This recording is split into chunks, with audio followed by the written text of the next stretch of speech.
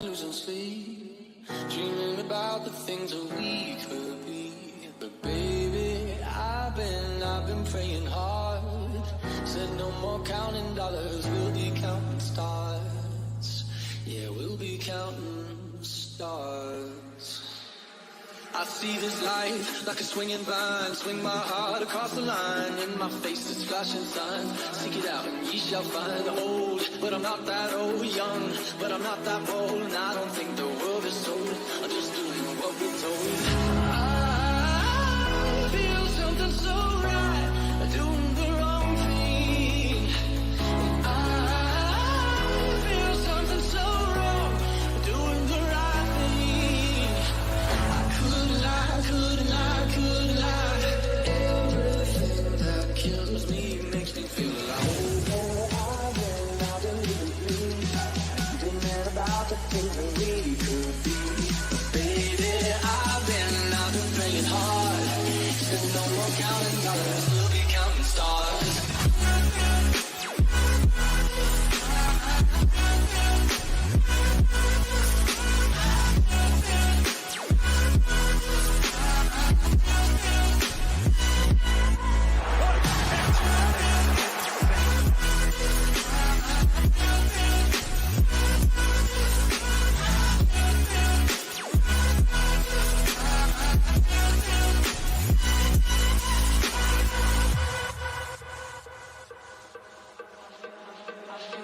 I feel your love, and I feel it burn down this river every turn. Hope is our four-letter word, make that money, watch it burn. Old, but I'm not that old, young, but I'm not that old. And I don't think the world is sold, I'm just doing what we're told. I feel something so wrong, we're doing the right thing. I couldn't lie. Everything that drowns me makes me want to flow.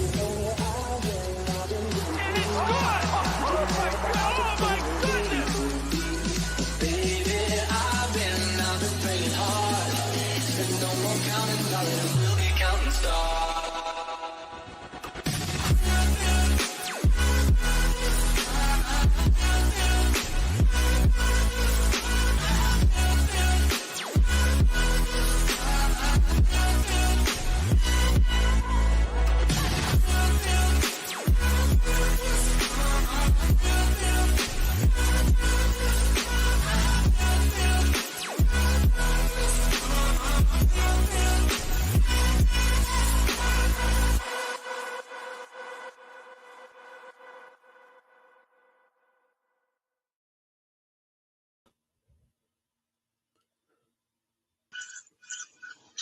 Welcome back to another episode of the Bump and Run podcast. We are live tonight. Welcome into our first live show. We got a packed show for you guys here tonight. We're going to be talking all kinds of different stuff as we look forward to week one. We're going to give our division winners and playoff predictions here shortly. We're going to jump into some hot takes, some bold predictions.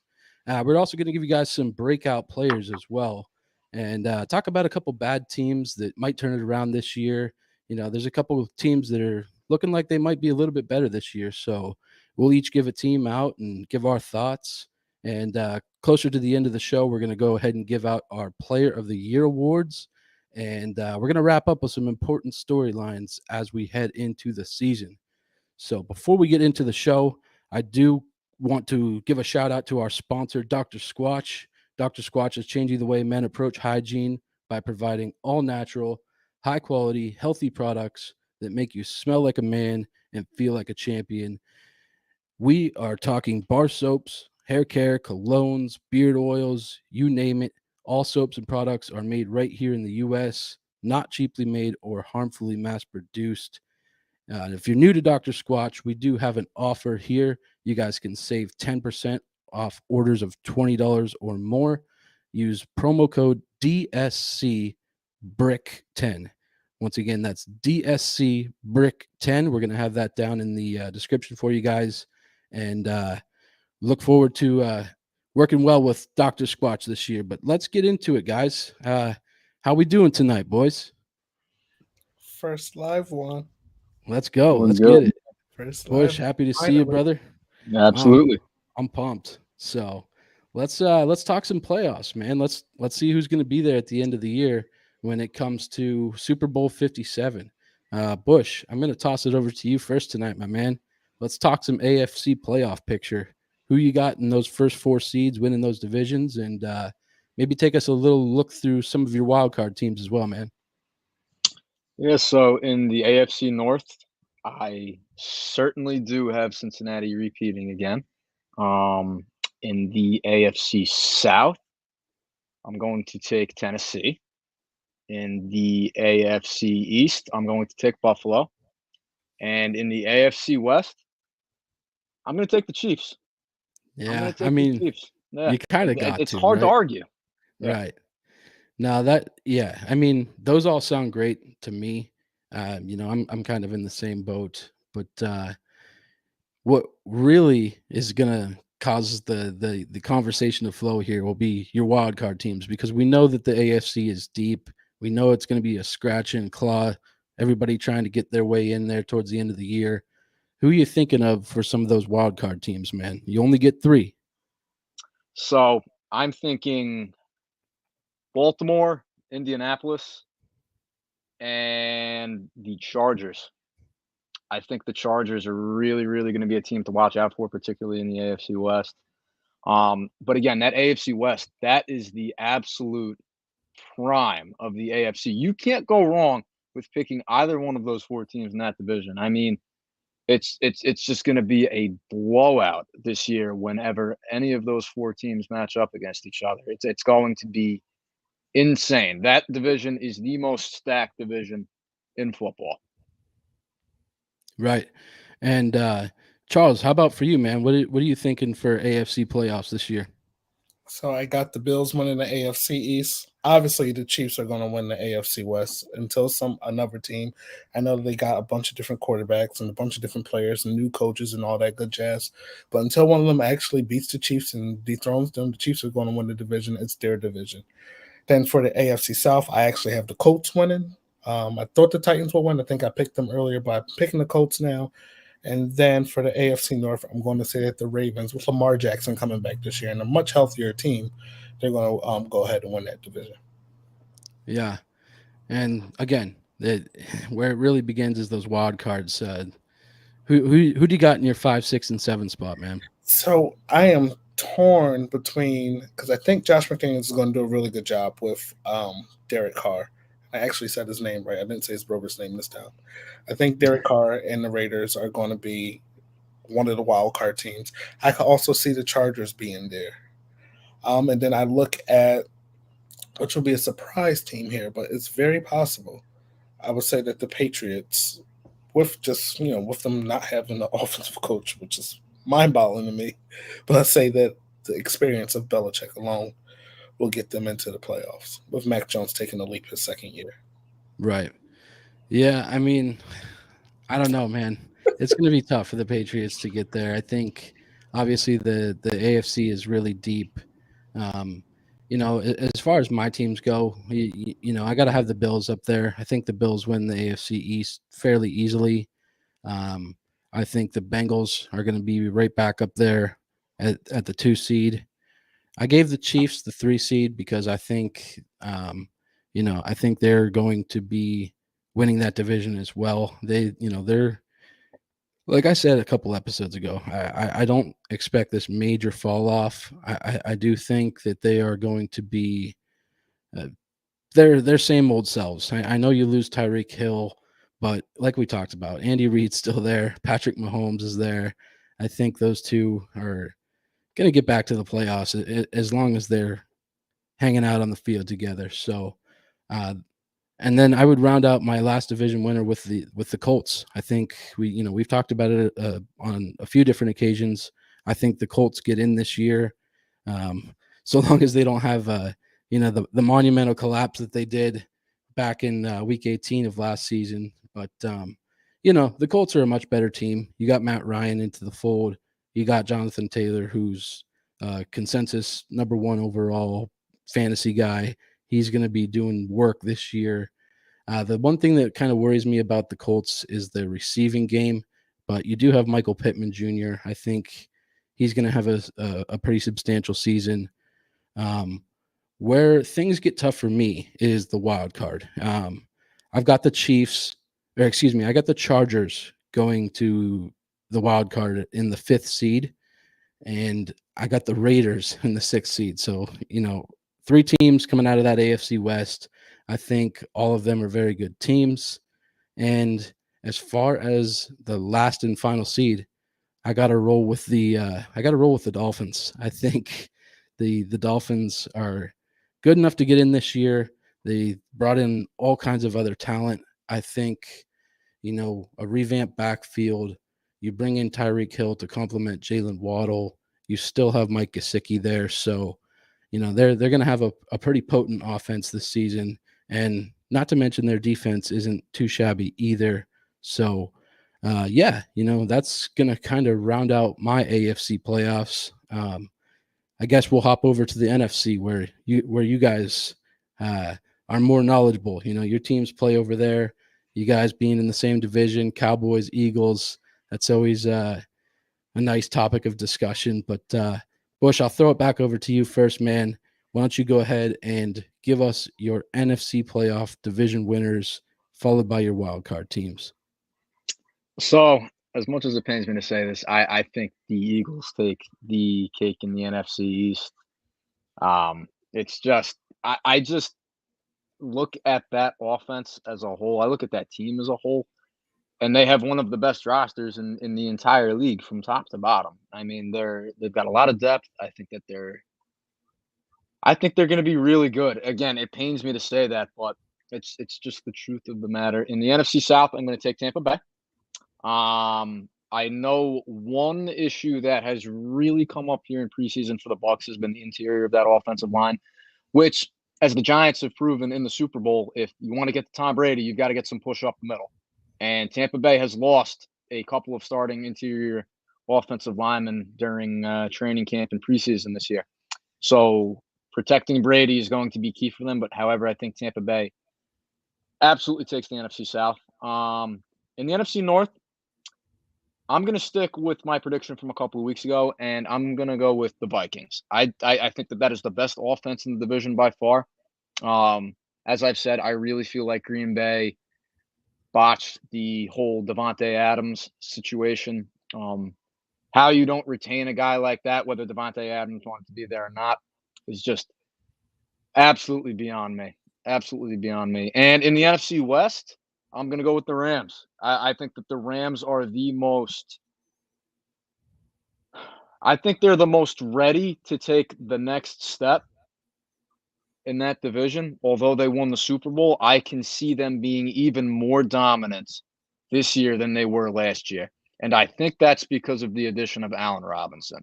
And when I say take the next step, they went through a few mishaps during the season last year. They struggled at times. They didn't look as on par as they did towards the end of the year. I think that they're just going to click right from the word go. And I think the Niners are going to give them a run for their money. As for my wild card spots, I'm going to go with Dallas, Carolina, and San Francisco. So, yeah, I mean, those are all solid teams. I just, God, man, Carolina, that's a tough one. I can see Baker Mayfield really taking them back to where they need to be. A lot of people are going to disagree with me on that, but I think Baker's coming for blood. Yeah, I mean, his own blood. You heard his comments the other day. You heard his comment, yeah. I did. What did he say the other day? He said he's going to fuck him up. Was he talking about the Browns? Yeah, week 1, he's going to fuck him up, he said. So, yeah, so. Okay. It'll be interesting. It really will. I mean, I really hope that the Cowboys get in there as well. God, it's a toss-up. It really is. It's just a major toss-up in the NFC. You really don't know who's going to be that team that just breaks away. The Rams are there, the Bucs are there, of course, and I guess the Packers will be the Packers. But I think Charles, he'll probably have something to say about that here. So, Charles, why don't you kind of lead us into your NFC playoff picture and kind of give us your thoughts on why those teams belong where you got them. Yeah, so the Packers are going to they're going to win that division. I just can't pick a team with Kirk Cousins versus the Packers and their quarterback. I'm not going to pick Kirk Cousins in that battle, no matter how much I don't like that other player. Then I'm looking at the NFC West. I do think that Trey Lance and the 49ers are going to win that division. I think he's going to add a different spark to that team that they didn't, or maybe Jimmy Garoppolo and the 49ers. But I think that Trey, because he just signed a 1 year extension with them, that was weird. I think Trey Lance and the 49ers will win that division. I do think that it'll be close with them and the Rams. But I think one thing to watch out for in that division is Matthew Stafford's elbow and what's going on with that, because that, I mean, you kind of need that thing to throw the ball. And then in the NFC South, I'm like torn, but I think with a healthy Jameis Winston, I think that the Saints will win that division. And then the NFC East, do I even need to say? The Eagles are going to win that division. If the Eagles don't win that division, it won't be the Cowboys. It'll be the Commanders. I'm telling you, just how the NFC East is. I know Daniel Jones ain't winning that division ever in his life, but the Commanders will mess around and win that division, and we won't. Bush, neither of us are expecting that fully, but I would not be surprised if that happened. Like, it wouldn't be a shocker. And then for our wild card teams, I have Tampa Bay, I have the Rams, and then I do think that the Vikings will get in. Yeah, I mean, I can see the I did Vikings. not mean to say the Vikings, the Cowboys. Okay, yeah. Yeah, like we talked about, I think the Cowboys, they're gonna have a rough go, but like we said, they're gonna be there, right? Possibly. I think their coaching is going to. I mean, if let's just say if they call another quarterback draw with 27, 24 seconds Oh, in the timeout, they might I know not you're get. hung up on that. Do you remember our text when that happened? It was the dumbest shit I ever seen in my life. I stared at the TV for probably 15 minutes after the game ended because I was just in such disbelief that they could do something so stupid. And look, I know I've been ragging on the Cowboys all offseason. I know I've joked around and said, "Oh, they're going 3-14." I don't think they're going to go 3-14. I just think with how tumultuous of an offseason that they have had, and for our listeners, you've all heard my breakdown of this team in our podcast episodes. I just think with the losses that they've had this offseason, they're not the same team. I'm playing with them in Madden, and they're almost unrecognizable with some of the pieces they've lost. It's a completely different team. You don't believe me? Go take a look at the depth chart. Yeah, Go take a look at the you're depth throwing chart. passes to Simi Fioco and Yeah, If he's going against Diggs, then you'll complete those passes. right. yeah, right, exactly. I mean, and look, I love Trayvon, but I think he's a little overrated in coverage. And by a little, I mean a lot overrated in coverage. Yeah, he's just got great hands for a defensive back, So Right. look, I won't ever give up hope on them, but man, it's not going to be the same. And Right. Zeke is someone that no one is talking about. And he had me fooled last year in fantasy because I did draft him because he had gotten into shape. But I don't know if he's going to ever be the same running back that he was. And I'm not even the same, but even close to what he was. And Tony Pollard cannot carry the load like Zeke could in 2016. No, and it's not the same. He shouldn't have to either, No, he shouldn't. He absolutely shouldn't. Exactly, with all the money that they're giving Zeke. Right. I think at this point in Zeke's career, he's more of a role player. And I say that because you look at how fresh he was during the first 6-7 games of the year of the season last year. When they had an even balance struck between those two guys, that offense was rolling. I mean, absolutely rolling. Zeke looked fresh. Pollard was a nice second punch, but I think that torn PCL that he had in his knee was something that was really starting to get to him as the year went on. So, we'll see. Ezekiel Elliott's not one of those guys you're taking in the first round of your fantasy draft anymore. He's just not the same back as he was. I think 2019 was the last time Zeke fully looked like himself. These past 2 years have been a little different. Right. And I'm going to get into my NFC playoffs here shortly. But from my understanding, we are having some technical difficulties over on Facebook, which is kind of where most of our people will be watching from. So what I'm going to do here is I'm just going to go ahead and end the we're going to end the broadcast, and we're just going to go ahead and begin a new one, as long as you guys are all good with that. Sound good? Go ahead, Charles. I said I'll be here. All right.